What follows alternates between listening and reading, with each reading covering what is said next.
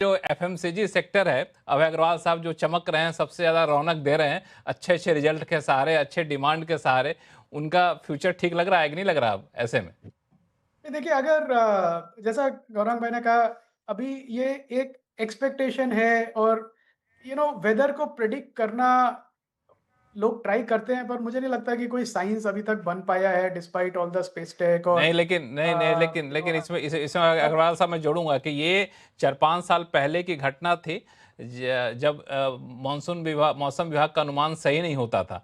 अब तो इतना सही होता है कि मैसेज आते हैं कि आपके आसपास बारिश होने वाली है और बारिश हो जाती है। अब उतना ये नहीं रहा। अब थोड़े से भरोसेमंद अनुमान तो आते हैं तो वैसे। हाँ, तो हाँ, लेकिन उम्मीद नहीं करेंगे कि ये भरोसेमंद ना हो। हाँ, नहीं कम से अगर कम लेट्स ये से अनुमान अगर गलत हो जाए। अगर अगर ये अनुमान सही है, तो ये एक बहुत प्रॉब्लम रहेगी सारी एफएमसीजी कंपनीज़ के लिए, ऑटो कंपनीज़ के लिए। और वो इसलिए कि पिछले 4-5 साल से हमने पुअर मानसून देखा नहीं है, टेस्ट नहीं किया है उसको मार्केट ने। टेस्ट नहीं क्योंकि किया। अच्छी बारिश हुई है 4-5 साल से, पिछले साल कुछ एक्सपेक्टेशन थी कि शायद मानसून बराबर नहीं होगा, वो भी ठीक निकला। तो 5 साल से लगभग मार्केट ने इस प्रॉब्लम को झेला नहीं है। तो अगर ये हुँ, प्रॉब्लम सडनली आती है तो डेफ़िनेटली जो रूरल मार्केट है और जो सेमी अर्बन मार्केट है, वहाँ पे डिमांड हुँ, पोस्टपोनमेंट ज़रूर होगा, क्योंकि अगर किसान हैं, वो सेवर नहीं होते हैं। किसान जी आप देखें तो किसान की जो इकोनॉमिक लाइफ़ साइकिल है, वो पैसा बोरो करता है, जब उसको फसल लगानी है और जब फसल काट के वो बेचता है, उसके पास पैसे आते हैं और उस पैसे को वो कंज़म्पशन में लार्जली लगाता है, अपना घर बनाने में, टू व्हीलर खरीदने में या फिर घर का काम कराने में या घूमने-फिरने में। तो वो अगर उसके हाथ में पैसे नहीं आए, तो वो डिमांड पोस्टपोनमेंट 100% होगी और इसका 2-3 क्वार्टर तक इम्पैक्ट हमें दिखेगा, अगले मॉनसून तक का वेट करना पड़ेगा। तो आई थिंक ये एक डेफ़िनेटली हर साल जब मॉनसून का सीज़न आता है, तो मार्केट इसी रिस्क से जूझता है। पिछले 5 साल से तो रिज़ल्ट अच्छा आ रहा है। अब इस साल क्या होगा, अगर बारिश ठीक से नहीं हुई तो वो नेगेटिव डेफ़िनेटली होगा, कितना नेगेटिव होगा वो देखना पड़ेगा लक्ष्मण जी। हुँ। लेकिन तो अभी अभी हम लोग क्या करें? जो एफएमसीजी के नंबर आ रहे हैं, अच्छे-अच्छे नंबर आ रहे हैं, ये इन नंबरों के सहारे अगर कोई एफएमसीजी सेक्टर में एंटर करना चाहता है, तो करे कि ना करे? सुदीप सर। ये एफएमसीजी मैं मानता हूँ 140 करोड़ की आबादी है हमारे देश में और अगर आप हुँ, लंबी अवधि के लिए सोच रहे हैं तो इसमें कोई बुराई नहीं है। देखिए इन स्पाइट ऑफ जो भी हेडविंड था हाँ, मतलब कोई कोई क्वार्टर में ऐसा तो है नहीं कि साबुन लगाना बंद कर देगा, शैम्पू खरीदना बंद कर देगा, ऐसे तो करेगा ही करेगा। जी, जी। पर ये हम लोगों को ध्यान में रखना पड़ेगा कि हुँ, जैसे हम सब लोग बात कर रहे हैं कि अगर हुँ, मानसून ठीक नहीं होता है और ये इन्फ्लेशन आ जाता है क्योंकि कच्चे तेल के दाम ज़्यादा है, पेट्रोल प्राइसेस, डीज़ल प्राइसेस बढ़ता है, तो एक लेवल का इन्फ्लेशन इकोनॉमी पे आएगा, तो ये डिमांड को दोनों तरफ से हिट करेगा। एक तो प्राइसेस बढ़ेंगे, दूसरे तरफ से मानसून ठीक ना होने के कारण कमाई कम हो जाएगा। तो ये एक रियल प्रॉब्लमेटिक सिचुएशन क्रिएट होगा डिमांड के लिए और उसके चलते पीपल डाउन ट्रेडिंग करेंगे, लोग डाउन ट्रेडिंग करेंगे और बहुत कुछ होने वाला है अगर ऐसा स्थिति बनता है। तो इस माहौल में एफएमसीजी में भी प्रेशर रहेगा, पर मैं ये मानता हूँ कि अगर बाकी सेक्टर, अब ऑटो की बात करें, कंज्यूमर ड्यूरेबल की बात करें, ये सब सेक्टर के कंपैरिजन में एफएमसीजी में ये दबाव थोड़ा कम होगा। दबाव रहेगा पर कम होगा क्योंकि लोग खाना नहीं बंद कर देंगे, साबुन लगाना नहीं बंद करेंगे, डाउन ट्रेडिंग जरूर करेंगे। तो अगर आपको ये माहौल में नेगेटिव सिचुएशन में अगर आपको एक ऑप्शन ढूंढना है तो मुझे लगता है एफएमसीजी सही ऑप्शन और 140 करोड़ की आबादी वाला देश है, आप निवेश करिए, निवेशित रहिए, कोई दिक्कत नहीं है।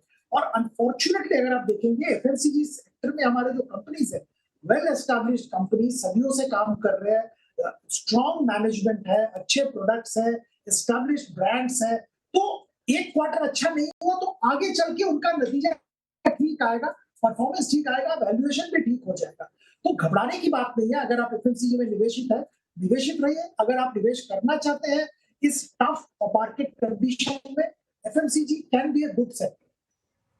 हुँ। बिल्कुल आपने सही कहा, लॉजिक भी आपका सही है, लेकिन थोड़ा-सा मैं इसमें एक चीज़ ऐड ये करूँगा कि जब इस तरह के इनकम में कमी आती है, ख़ास तौर से रूरल एरियाज़ में, तो तुरंत बाइक की डिमांड पे, ट्रैक्टर की डिमांड पे, ये सब चीज़ें जिसके बिना काम चल सकता है। जैसा कि मैंने कहा, शैम्पू साबुन के बिना काम चला भी लेगा आदमी, काम नहीं चलेगा, वो तो खरीदना है। लेकिन ये सब चीज़ें थोड़ा सा सेमी लग्जरी, कैसे लग्जरी तो ऐसा रहा नहीं, ये सब चीज़ें उस पर असर पड़ जाता है, उन कंपनियों के रिजल्ट पे दिखने लग जाते हैं। तो वहाँ पे क्या हमें थोड़ा सा कंजर्वेटिव व्यू लेना चाहिए क्या दलजीत जी? जी हाँ, डिस्क्रिशनरी कंजम्पशन जो है वो काफ़ी कम हो जाता है। अगर इस तरीके की सिचुएशन आती है जब आपके इनकम लेवल पे इम्पैक्ट आएगा, तो वहाँ आपको थोड़ा सोचना पड़ेगा। बट हम जो अगर अपने मार्केट का देखें, तो डिस्क्रिशनरी कंजम्पशन पिछले काफ़ी समय से वैसे भी कुछ परफ़ॉर्म नहीं कर रहा है। तो जो भी हम कंजम्पशन की बात करते भी हैं, तो उसमें एस्पिरेशनल कंजम्पशन ही ज़्यादा चल रहा था। अगर ऑटो में भी जा रहे थे, तो जो प्रीमियम गाड़ियाँ बेच रहे हैं, उनकी काम ज़्यादा चल रहा था। घड़ियों में जा रहे हैं, वो जो महँगी घड़ियाँ बेचते हैं, उनका ही काम चल रहा था।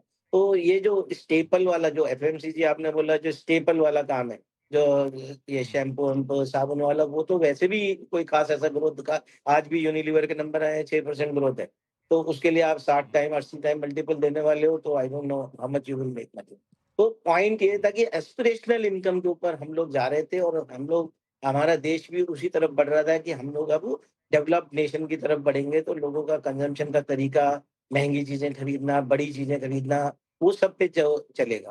नाउ अगर वो सब में इम्पैक्ट आता है, ये रूरल इकोनॉमी से हट के है, जो अर्बन इकोनॉमी पे है, बट रूरल इकोनॉमी पे ट्रिकल डाउन इम्पैक्ट होता है। अगर हम अपने घर में गाड़ी रखते हैं, तो हम एक ड्राइवर रखते हैं, वो ड्राइवर अपने घर में कुछ पैसा भेजता है, राइट? तो अगर हमारे पास बड़ी गाड़ी होती है, तो उसके लिए ड्राइवर की सैलरी भी बड़ी होती है। इस तरीके की जो ये चेन इम्पैक्ट है, ये इम्पैक्ट काफ़ी बड़ा होता है और ये अभी मुझे लगता है कि अगले जो ये इस तरीके की अगर इन्फ्लेशन का इम्पैक्ट और जो हम बात कर रहे हैं मानसून का इम्पैक्ट, इसका वजह से आने वाले समय में डिस्टर्ब रहेगा। तो डोमेस्टिक कंजम्पशन पे नेगेटिव इम्पैक्ट रहेगा। हम लोग एज़ अ डिस्क्लोज़र इस अपॉर्च्युनिटी जो अभी ये जो मार्केट में थोड़ी रैली आ रही है ये सब कंजम्पशन स्टॉक्स में because of good numbers of April, तो उसमें हम इसको मतलब रिड्यूस करने की कोशिश करें। बिल्कुल, दरअसल मैं सोच ही रहा था कि ये एक बड़ा फैक्टर है जो आपने बहुत ही फैक्चुअली रखा दलजीत जी। लेकिन एक चीज़ और है, जो पता नहीं आप में से कौन इसका जवाब देंगे, नहीं जवाब देंगे तो मैं शो के बाद निकल कर फ़ोन करूँगा किसी अपने जानने वाले को, कि चक्कर समझ में नहीं आ रहा है, बाज़ार को कुछ दिक्कत है क्या? कुछ ऐसी दिक्कत है जो हम लोग पहचान नहीं पा रहे हैं। पहले जो है ट्रम्प साहब के टैरिफ का मामला आया, वो निपटता हुआ दिखा तो ईरान पर हमला हो गया, फिर क्रूड ऑयल आ गया, अब वो निपटता दिख रहा है तो मानसून खराब हो रहा है, ये आ गया। तो किसी ज्योतिष वगैरह से पूछना चाहिए कि भाई ग्रह दशा जो है बाजार का ठीक ठाक चल नहीं रहा है। गौरांग शाह साहब थोड़ा सा सात्विक दिखते हैं। गौरांग शाह साहब, कभी आपने ध्यान दिया ग्रह दशा देखते हैं कि नहीं देखते हैं आप? नहीं, नहीं, मैं सभी पंडितों को और सभी जो महानुभवी है इस क्षेत्र के, उनको शीश झुकाकर नमन करता हूँ, प्रणाम करता हूँ। लेकिन एक बात मैं कहना चाहूंगा लक्ष्मण जी, बाजार आपके सामने ऐसी ऐसी परिस्थिति ला करके खड़ा कर देगा और आपको ऐसी ऐसी चुनौतियों में आपको विटनेस बॉक्स में, कटहरे में ला करके खड़ा कर देगा। आप कितना, आपके पास क्षमता है उसको समझने की, उसको झेलने की और जोखिम उठाने की, उस पर निर्भर होता है। देखिए, हम हर बार सुनते हैं ना लक्ष्मण जी कि शेयर बाजार सभी जोखिमों के अधीन होता है, राष्ट्रीय स्तर पर और अंतर्राष्ट्रीय स्तर पर। तो कभी-कभी कुछ पहलू अंतर्राष्ट्रीय स्तर से आ जाते हैं, तो कभी-कभी कुछ दुर्घटना राष्ट्रीय स्तर पर हो जाती है। लेकिन हमें ये छोटी और मध्यम अवधि की जो विचारधारा है ना, उससे परे, उससे ऊपर उठना चाहिए। और अगर आप इतिहास निकाल करके देख ले शेयर बाजार का या फिर बाकी अन्य 4-5 एसेट क्लासेस का, क्रिप्टो को छोड़ करके, क्रिप्टो के बारे में मुझे ना तो ज्ञान है और ना ही मैं उधर जाना चाहता हूँ। तो लंबी अवधि में शेयर बाजार ने आपको हमेशा, अगर आपने सक्षम रूप से निवेश किया है मजबूत कंपनियों में लंबी अवधि के लिए, तो मेरा अनुभव रहा है, मेरे ख्याल से मंच पर उपस्थित सभी महानुभाव का अनुभव रहा होगा कि निराश नहीं किया शेयर बाजार ने। तो ये परिस्थिति आती जाती रहेगी और एक दिक्कत सबसे, लेकिन हाँ, शेयर बाजार ने निराश कभी नहीं किया है और ये दिक्कत जो है सो आती है चली जाती है। लेकिन मुझे लगता है कि ये दिक्कत शायद पहली बार, पता नहीं आप लोग ज्यादा सब बताएंगे, सुदीप सर इशारा कर रहे हैं, शायद पहली बार ये दिक्कत इतने लंबे समय तक चली है कि लोगों की आंखें पथरा गई हैं। सुदीप सर कुछ ऐड करना चाहते हैं? कि मैं आपने जो गिनाए जो प्रॉब्लम्स, उसके साथ एक बहुत बड़ा और चीज मैं ऐड करना चाहता हूँ, जो शायद अभी तक हम लोग सब सही तरह से समझ नहीं पा रहे। एआई आर्टिफिशियल इंटेलिजेंस ये के हाँ कारण जो तो मैंने डिसरप्शन जिक्र ही नहीं किया। जो डिसरप्शन जी जो डिसरप्शन हो रहा है उसका शुरुआत लक्ष्मण जी हम लोग अभी देख रहे हैं। ये बहुत बड़ी चीज है और डिसरप्शन भी बहुत बहुत बड़ी होने जबरदस्त होगा। इस पे